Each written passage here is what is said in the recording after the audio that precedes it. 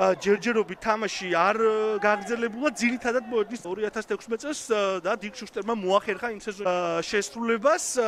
მან განაცხადა რამდენიმე დღის უკან ერთ-ერთი ინტერმახსოვრებელი აღმოჩნდეს, ალბათ ჩაიარა უკვე პირველმა წუთებმა,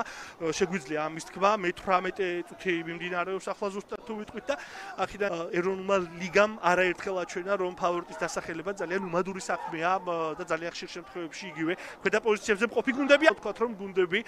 მსგავს სტილში კიდევ არაერთხელ დაგომახსოვრებენ თავს იმ 1 საათისგან, ნახოთ ბრაზილიელი რა გადაწყვეტილებას მიიღებს, სიღრმისკენ პასი მისცა შეტევების განხორციელებისა, მაღალი პრესინგის თამაშისა და ძირითადად თამაში სწორედ გაგრელთა ნახევარზე მიმდინარეობდა და ამ ყველაფერმა და პლუს იმ ძალიან ბევრმა საგოლე ეპიზოდმა, რომელიც იმერლებმა შექმნეს, გამოიღო თავის შედეგი და 33 წუთზე ფელიპე პირესის პირველი გადაცემა ამ სეზონში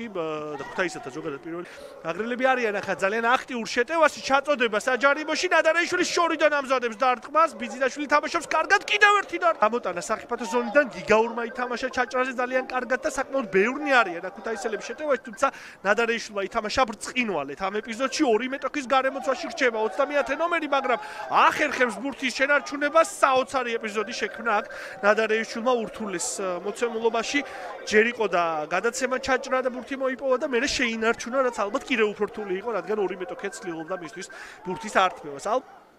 გამოტანა საჯარიმოდან გიორგი ონიანზე გიგაური და გაბედავა იბრძვიან ბურთისთვის, ისევ კვერკველია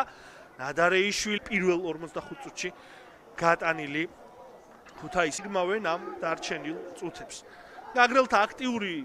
მეორე ტაიმის პირველი წუთების შემდეგ ტორპედომ ნელ-ნელა ნაბიჯ მოახერხა ნადარეიშვილი იასლონ ჩაწოდება საჯარიმოში, გამოიტანეს ბურთი ქუთაისელებმა ბურთით. ხარებაშვილი დღევანდელ მატჩში ძალიან ახლოს იყო გოლთან. მისი აქვია ფაცაცია ძალიან ტექნიკურად თამაშობს.